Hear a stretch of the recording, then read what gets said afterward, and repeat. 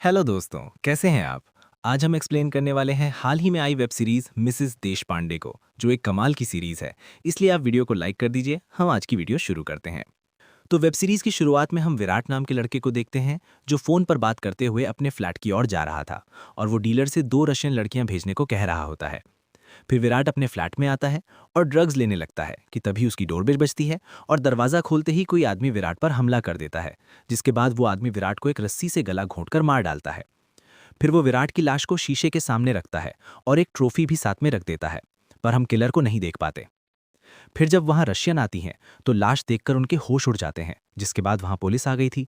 तभी वहां अरुण नाम के मुंबई कमिश्नर आते हैं, जिसे पल्लवी नाम की ऑफिसर पूरा केस बताती है। फिर जब अरुण विराट की लाश के पास आता है तो उसे एकदम से कुछ पुराने केस याद आने लगते हैं, जिसमें किलर ने पहले भी ऐसे ही लोगों को मारकर उन्हें शीशे के सामने बिठा दिया था। और तब अरुण सीधा एक हैदराबाद की जेल में फ़ोन करके एक कैदी को चेक करने के लिए कहते हैं। तब वहाँ की जेलर बताती है कि वो कैदी तो यहीं है।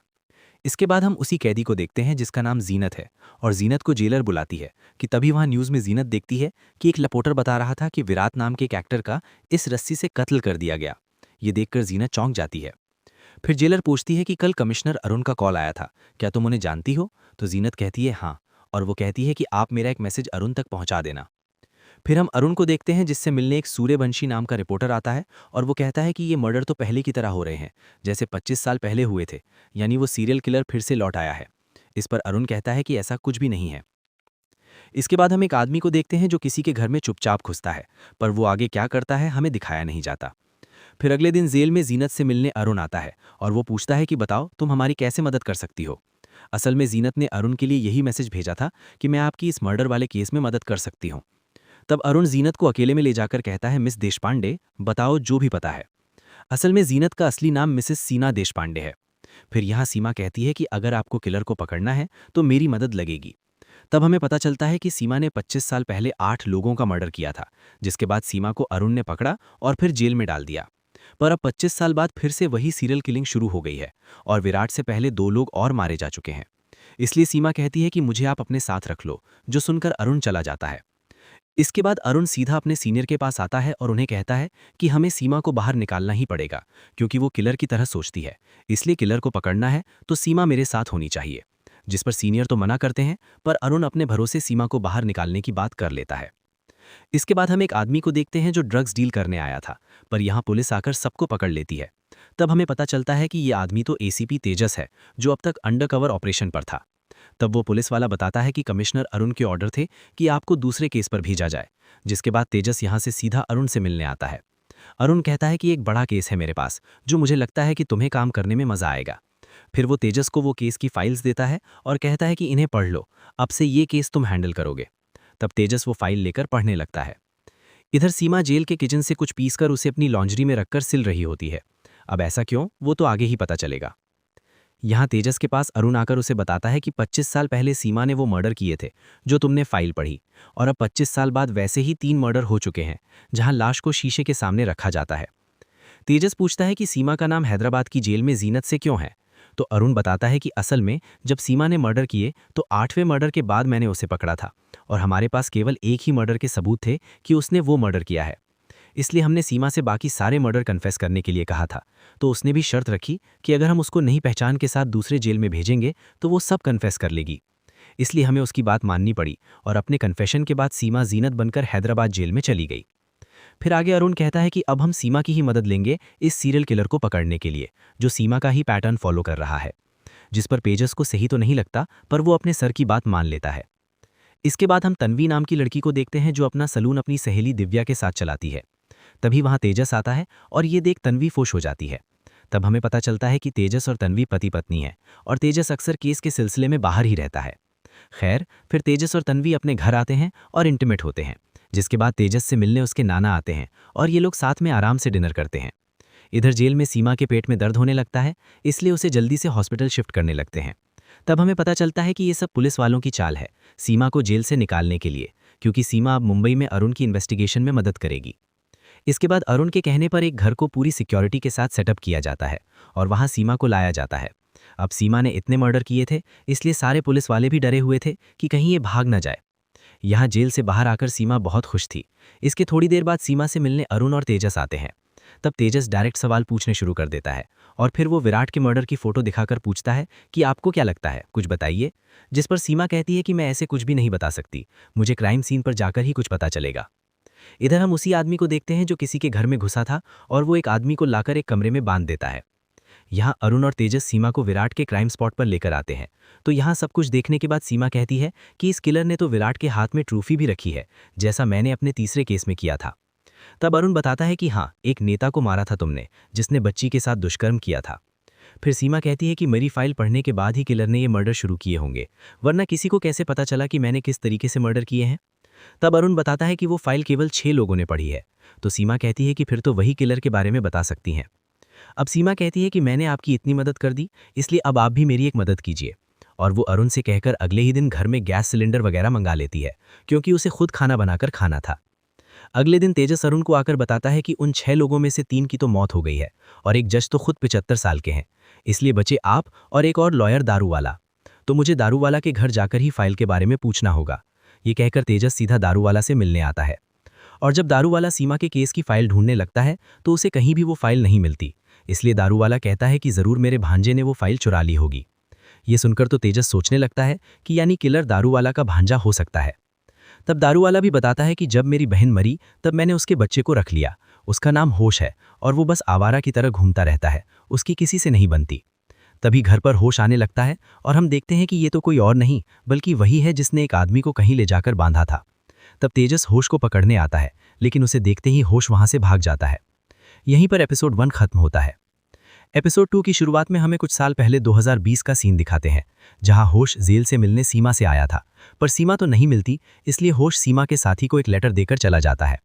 असल में ये दोनों लेटर के जरिए ही बातें करते थे, और जब सीमा वो लेटर पढ़ती है तो हमें पता चलता है कि होश सीमा को अपना गुरु मानता है, जिसे बुरे लोगों को मारना पसंद है। इसके बाद आज तेजस सीमा से मिलने आता है और उसे होश के रूम से यही लेटर मिले थे जो सीमा ने होश के लिए लिखे थे। तब तेजस सीमा से पूछने लगता है कि आप होश से इतनी बात करती थीं, यानी ज़रूर आपको पता था कि वो सीरियल किलर है।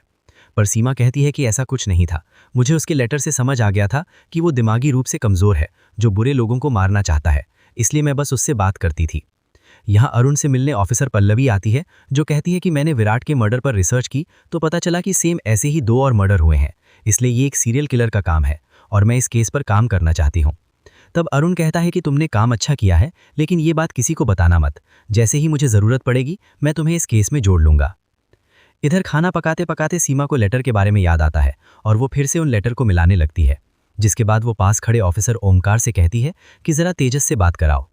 तो फिर वो तेजस को बताती है कि होश ने मुझे 12 जुलाई तक लेटर लिखे थे, उसके बाद 17 अगस्त को उसका लेटर आया था और उसमें वो काफ़ी गुस्से में लग रहा था, जिसका मतलब है कि इन दिनों होश से कोई मिला होगा जिसने उसे भड़काया है। ये सुनकर तो तेजस समझ जाता है कि इन दिनों होश से किससे मिला था वो पता करना होगा, इसलिए वो सीधा दारूवाला के पास आता है और पूछता है कि जुलाई से अगस्त तेजस कहाँ था, जिस पर दारूवाला को पहले तो याद नहीं आता। फिर वो बताते हैं कि वो उस समय कंस्ट्रक्शन कंपनी में काम करता था और उसका एक दोस्त भी बन गया था, उसके बाद उसने वो काम भी छोड़ दिया। तब ये सुनकर तेजस उसी कंपनी का पता करवाने लगता है। फिर सब पता करने के बाद तेजस एक ठेकेदार से आकर मिलता है जो काम करवा रहा था। यहाँ वो होश के बारे में पूछता है तो ठेकेदार कहता है कि वो होश पागल था, मैं तो उसे काम पर न रखता, पर हमारे प्रोजेक्ट मैनेजर जतिन के कहने पर मैंने उसे काम पर रख लिया था। तब तेजस पूछता है कि जतिन कहाँ है, तो ये आदमी बताता है कि वो लोनावला गया था अपनी फैमिली के साथ, पर 2 दिन हो गए अभी तक नहीं लौटा, वहाँ जतिन का अपना बंगलो है। तब वो एड्रेस ले लेता है। इसके बाद हम देखते हैं कि आज होश खाने का सामान लेकर आया है और उसने एक बेटी और माँ को बांध के रखा है। फिर वो उन्हें खाना खाने के लिए कहता है, जिससे वो दोनों ही डरी हुई थी, और असल में ये जतिन की ही फैमिली है और जतिन वही है जिसे होश ने कहीं और बांध कर रखा है। तभी वहाँ एकदम से अंदर आकर तेजस होश को अरेस्ट कर लेता है, जिससे माँ और बेटी की जान बच गई थी। फिर पुलिस स्टेशन में लाने के बाद तेजस होश से बड़े आराम से बात करता है ताकि होश भी आराम से सब बता दे। फिर वो होश को उन 3 मर्डर की फ़ोटो दिखाता है और कहता है कि कन्फेस कर दे कि तूने ये मर्डर किए हैं। पर होश कहता है कि मैं कन्फेस तो कर दूंगा, पर इससे पहले मेरी एक शर्त है, मुझे सीमा से मिलना है, जिसे हैदराबाद में रखा गया है जीनत नाम से। ये सुनकर तेजस वहाँ से बाहर आ जाता है।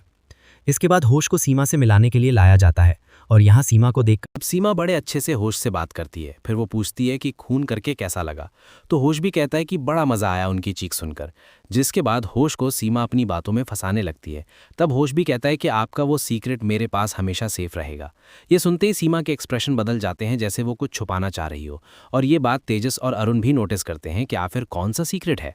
खैर, फिर सीमा दोबारा से होश को उकसाने लगती है और पूछती है, सच बताओ तुमने वो खून नहीं किए ना? तब होश कहता है कि मैंने ही मारा है। लेकिन सीमा मना करती है और कहती है कि तुम बस मारने के बारे में सोच सकते हो, किसी को मार नहीं सकते। ये सुनकर तो होश रोने लगता है और सीमा होश से जतिन का पता पूछ लेती है, जो सुनकर तेजस अपनी टीम भेज देता है जतिन को बचाने के लिए, जो अभी भी जिंदा था। तभी सीमा होश को अपने पास खींचती है और उसके कान में कुछ कहती है। साथ ही उसने माइक पर भी हाथ लगा लिया था ताकि ये तेजस और अरुण कुछ सुन ना पाए। जिसके बाद तो होश खुद रोने लगता है। वहीं तेजस भागकर आता है। फिर तेजस पूछता है कि बता तूने होश से क्या कहा, पर सीमा कुछ नहीं कहती और ये लोग होश को हॉस्पिटल ले जाते हैं। इसके बाद हम एक आदमी को बार में देखते हैं जो लड़कियों के साथ अय्याशी कर रहा था। फिर वो नशे में अपने घर की ओर जाने लगता है और हम देखते हैं कि कोई उसका पीछा कर रहा है। वहीं यहाँ पुलिस आकर जतिन को छुड़ा लेती है, जो अभी तक जिंदा था। फिर अगले दिन तेजस आकर सीमा से मिलता है और धन्यवाद कहता है कि आपके कारण जतिन बच गया। तब सीमा भी उसे अपने हाथ का बना खाना खाने को कहती है, जिस पर तेजस मान जाता है।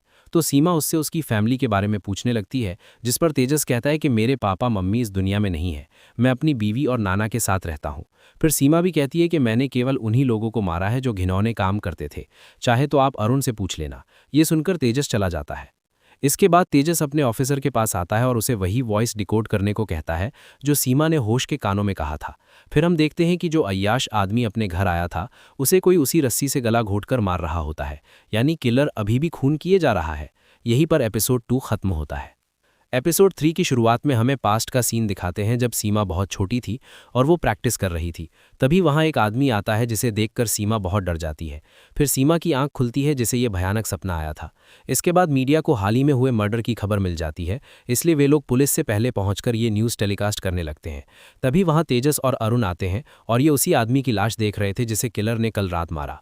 फिर अरुण कहता है कि हमें एक स्पेशल टीम बनानी होगी जो बाहर से इस केस पर काम करे, और उसे तुम तेजस लीड करना। बाकी उस टीम को ये नहीं पता चलना चाहिए कि हमारे साथ सीमा भी काम कर रही है।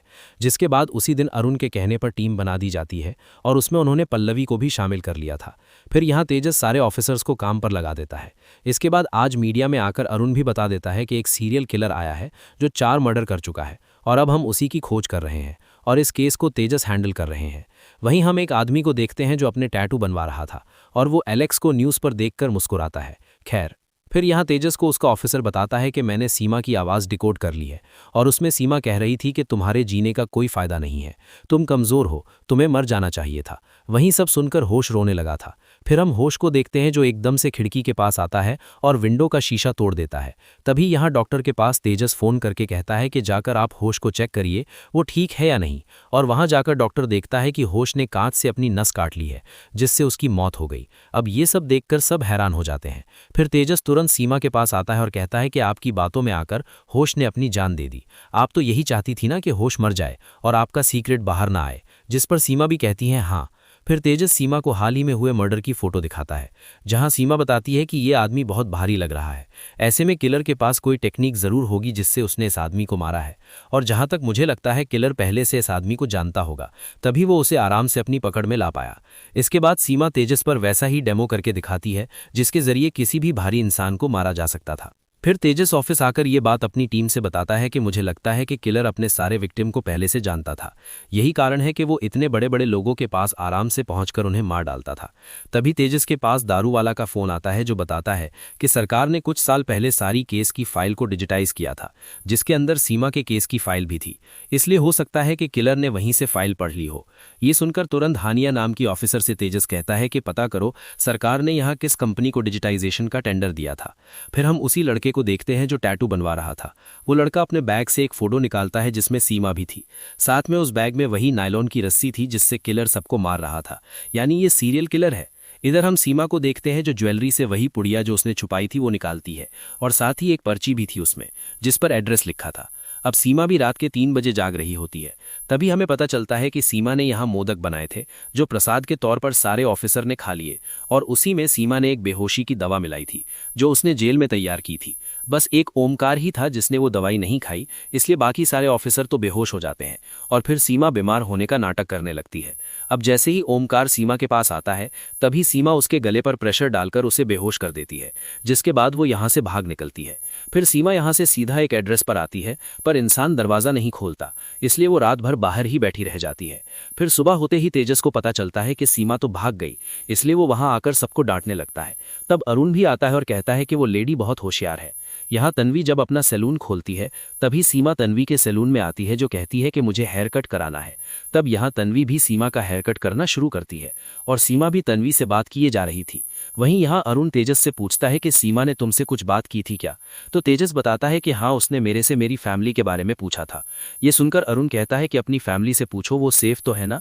तब तेजस तन्वी को कॉल करता है पर तन्वी बिजी थी। ये फोन न उठाने से तेजस टेंशन में आ गया था, इसलिए वो तन्वी के सैलून में लगे सीसीटीवी फुटेज को देखने लगता है क्योंकि उसका एक्सेस तेजस के पास भी था। तब वो देखता है कि यहाँ सीमा बैठी है। ये देखकर वो तुरंत सैलून की ओर भागता है। वहीं यहाँ तन्वी सीमा से कहती है कि मेरी लाइफ के बारे में पूछने लगती है, जहाँ तन्वी बताती है कि मैं अपने पति के साथ खुश हूँ। तभी वहाँ तेजस आता है और वो सीमा से कहता है मेरे साथ चलो, जिसे देख तन्वी हैरान थी। फिर ये दोनों कार से जाने लगते हैं और एक जगह कार रोककर तेजस कहता है कि तेरा मर जाना ही ठीक है क्योंकि तू एक सीरियल किलर है। तो सीमा कहती है कि मुझे मेरी ममता वहाँ खींच ले गई थी, और वो बताती है कि मैं तेरी माँ हूँ और तेरे परिवार से मिलने गई थी। ये सुनकर तेजस हैरान था। यहीं पर एपिसोड 4 खत्म होता है। दोस्तों, अब बाकी के एपिसोड अगर आपको चाहिए तो कमेंट में बताइएगा। आपके रिस्पॉन्स पर ही हम आगे की कहानी एक्सप्लेन करेंगे।